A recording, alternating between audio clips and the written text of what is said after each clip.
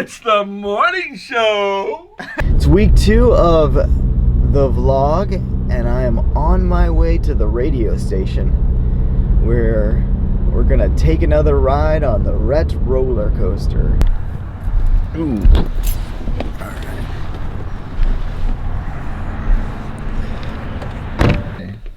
Hey there, Chuck. How you doing? Oh, hey. I forgot I'm on camera. Yeah. Hello, guys. Theory of it. Hey, Rhett. What's up, Rhett? What's happening? Hi, what's going on? How you doing? Hello. Good morning. Where is it? A lot different than last. Yeah, seriously, last week he was like, "Oh, we're doing it." Now it's like, I'm over it. Live from Studio 95, Royal Palm Point in Vero Beach, Florida. It's the morning show. Demsick, Pastor Richard Demsick, in the studio this morning, and go ahead and put that camera on yourself so people can see what you look like. It's there. a pleasure to be here, Rhett. Yes, it's much more entertaining to see you than me at this late stage. Oh, I of don't life. know about that. But You always put on a great show. Yeah. I could have won you. I could have beat you in a bodybuilding contest years ago, boy. Okay, so yesterday, what would you say the theme was of what you preached yesterday in church? I don't remember. You don't. You probably don't. I'm Right? just kidding. The message was about regret versus repentance. Okay, well, this is what I wrote yesterday morning. You people will indulge me. This is not that long. We'll go on a little bit. About a half an hour. No, I'm only kidding. This is written. It's called "Shackles for Sale." No iron involved. Paid dearly by being frozen for years. Easily transferred. Simply focus on negative outcomes to situations. You'll be buying into "I can't," "ain't gonna happen," "I don't believe," maybe for him or her, because they're lucky but not me, "impossible." Worn by potential champs that never tried or gave up too soon. It definitely has a lot of common themes of the message. I wish I thought of the term "failing forward" because I've heard of that. I sent it to you yesterday. I was actually going to say maybe I should be the guy that spoke. Yeah, maybe you should have. I went right up, and you should have said, "Hey, I got something." Yeah, I should have. I could have, would have, should have. But You see, were right there. But what did I do? I was shackled to my chair. Yeah. I said, no, don't promote. If he's supposed to promote you, you'll come up and see. Once again, shackled. Most people, I think, regret things they haven't done than regret things that they have done. Oh my God! yeah. You find out If later you in can- life. Go for it. Fail forward. Make a fool of yourself. Right. And, and we learn more from failure than we do from success. Yes.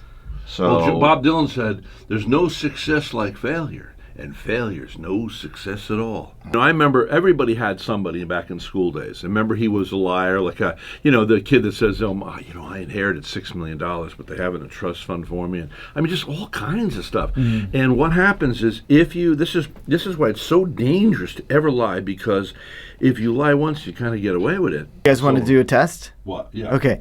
So draw with your hand a Q, a lowercase. No, it doesn't have to be lowercase. Either way, Okay. a Q. Yeah. Okay, on your forehead. Okay. A So Q? draw a Q on your forehead. Yeah. Yeah. okay. Okay. Okay. Now the question is, when you drew it, the line, did it make it so it's readable to you or it's readable to other people? To others. To you? To you. I did it Well, now. So- I don't know. no, I thought so- it was to others, but I'm not sure. Okay. Now. And Yeah. you went this way. Yeah, so it was Yeah. this way. Yeah, it was for others, because my ex. The thing Mine was right to here. me, I think. Yours is to you. Okay, so it's I think. statistically, No, I think it was to you. Statistically, what? if you draw it where it's readable to you, you're not good at lying. But if you draw it where it's readable to others, you're good at lying. Well, what did I do here? I put it here. You went the other way. I You went that this way. I I remember. remember you going this way. I went this way, right over here. I don't Okay. know. Is this readable to you? Up. Okay, here's what I did. I know what I did. Next time you need to do it, you know what you do when you do this thing? Do it on paper and no one can contest it. right. Watch. Well, So you do it like this. on I the went like forehead? this. I went like this. And I went like that. That's what but I did. that's not even a That's Q. upside down. That's upside down. That's schizophrenia. It's not upside down. Yes, it is. I thought the Q All thing right. was there. Is that No? to you or me? No, it's on the bottom. Well, I am dyslexic. Is it really? Was that you? Can you Are read you it? sure? I thought the Q thing was Q. there.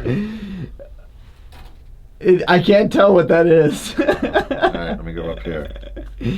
Circle. Okay. Okay. I don't resent it. I don't regret. I'm happy for him. Yeah. Because it says if he can do it, we all can do it. It gives me hope, encouragement. I want to see people succeed. Right. You do. That's why you're successful. Pastor Richard, damn sick. You better catch that ball, 'cause he's moving real quick. You're down on the street picking up the prostitutes and those folks that been kicked by society's nasty, dirty boots. We have to interrupt the song because we got to go live on the radio. So, breaking news: they have found a corpse, a dead body. No longer a person. Doesn't that bother you? Once you're alive, you're somebody. And then when you die, it's the body. Well, of course, on the other hand, we believe that is just a body now. Yeah, we believe that person is saying, I ain't got no body. That's right, exactly. Well said. And I don't know, I'm sure you've had this experience when you first look at a dead body. Yeah. And it's just really obvious. This is an empty vessel. Yeah. There was a person in here, and that person is gone. And to me, that's one of the moments that it became so clear to me, more than ever, that there is an afterlife. Yeah. There's a spirit. Silent night! I'm never going to live that. No, down. you're not. I'm not going to live that now. Speaking of Christmas, yeah, it's Christmas Eve, and we're having our service Christmas Eve. There's one song that's modern, and we're about to play it. Now, Rhett... Yeah. I'm thinking, I'm at a service for Christmas. I want to hear a Christmas song. I probably shouldn't mention this because Rhett, I didn't ask him if he's okay with me telling. Yeah. Okay, go ahead. But Rhett had paid for us to have candles. Oh, I forgot about that. And we told him that we're going to do a silent night and light the candles. So he had to... we didn't say silent night. I did. You might not have been paying attention, but I told you. But either way, one song into the service. Well, they're playing this modern song. And there's this... I'm going, I don't want a normal Christmas. This is a Christmas service. I want Christmas songs. Every other song is Christmas. Silent night. Anyway, there's this moment break after that one song where there's a silence, and in it, Rhett Palmer yells out from the back of the church, Silent night! So another and here I am, the 60-something-year-old, and the kid comes up, 30 years old. He goes out of the. Then we don't have pews there, but seat comes from the front all the way around the side, all the way to the back, and go, Rhett. What did he say? I said, Rhett, is everything okay? We'll get there. Oh, we'll get Be there. Patient. Yeah, you did. Okay. You remember what you said? Yeah, I do. That's cool. I thought, here I am being reprimanded by a 30-year-old. Oh boy, It was great. It was now it's become the. I was embarrassed. I was thinking after I did. I said, "Now you can't come back here. Yeah. You made a fool of yourself."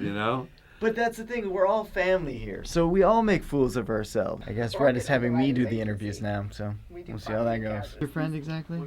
That is Alf. He's the mascot for our HR conference coming up. Oh, nice. There you go. Pastor Richard Demsick. I'm filling in for Rhett Palmer. Recently, I'm happy to say I'm a social member of the Vero Beach Veterans Club. Yeah. However, there is another aspect of Vero Beach Veterans, the Next Generation. Yes. Which is the group of our veterans after 9/11.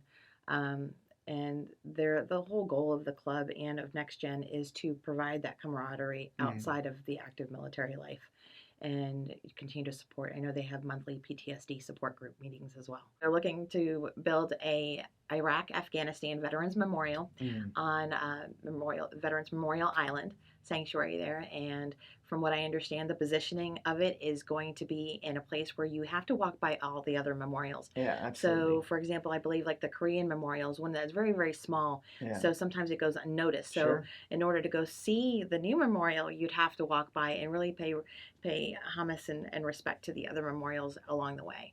But there's a lot of meaning that was put into the memorial. I know the sculptor, Ross Power, I believe it is, spoke on this Friday night where, they're incorporating the T-walls into the structure so that any veteran from this era would automatically look at it and it's going to represent a sign of safety for them. So I'm really excited to see this come to fruition.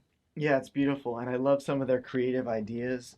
They're trying to engage the next gen. Yes. And that's so great. And not just, of course, I'm not just talking about the next gen of the next gen vets, but the next generation of people. And I was immediately moved when I heard the story of the T-Walls, and I was able to go to City Hall just to be there for support, and I spoke a little bit. But there was this Gold Star mother who spoke about her son and how telling the story of the T-Walls, and if I think about it I'll cry, so I'm not going to think. I'm just going to plow ahead. But she was saying that hearing the stories of the T-Wall makes her feel like she knows her son more and knows what he did more and understands his story more because he died and he couldn't tell it to her. And I just think, wow, what a beautiful, moving thing that is. And to be able to be even a little part of that is just huge. I was not born here. Mm-hmm. I was born in a communist country in Cuba. My life as I would know it was completely different. Wow. So I have such the utmost respect of the sacrifices that our men and women have put forth to make this country free. What my comments were when I got a chance to speak were basically about Jesus. He's kind of important to me. Kind of. Yeah. Surprise, surprise. But I was talking about how Jesus died 2,000 years ago. And that ultimate sacrifice that he paid is still alive today in the hearts and minds of so many millions of people throughout the world. And part of the reason that is because we have told the story to the next generation. We have passed the baton off over and over to tell people this is what love looks like. This is God's Son. This is the grace that you've been given. This is the gift that you've been given. Cherish it. This is the story. And I think that's so important and a great parallel for the Vietnam, or all the vets, not just the Vietnam vets, the Afghanistan vets, the Korean vets, the World War II vets, and back and forth. Because if we don't understand, this has been bought with a price. I'm still, of course, new at vlogs, but doing vlogs, you sometimes want some music. And so I'm going to record Kate singing, and most of the songs, hopefully, you'll hear on the vlog. We're going to film with the little field recorder we've got here and record Kate singing.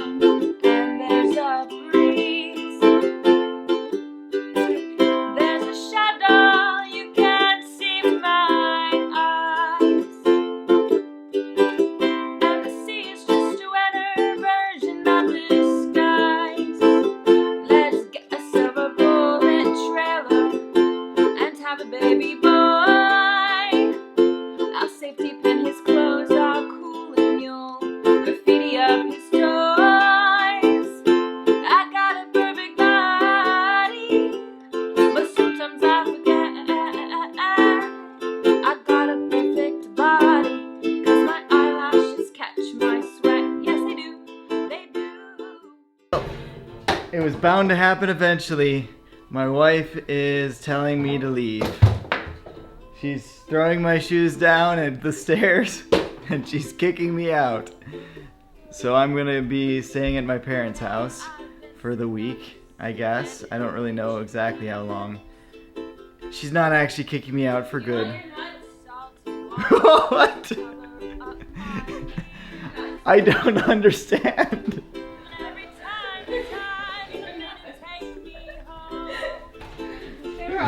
Coffee table. You took all the other food up there, but you didn't take this. Can you take it? So I didn't really like them actually. Do you want them? No.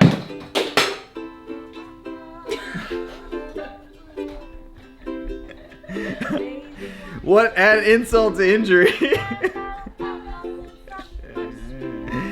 So anyway, I am on the way to the kind of a retreat, and Kate is doing something to the house. So there's some kind of project or something. I don't know if she's just cleaning or what, but she wanted to do something special for me. So she's having me stay at the parents' house for a little while, and that's why I'm leaving. It's not anything dramatic or bad. I love you, Ellie. I'm going to miss you.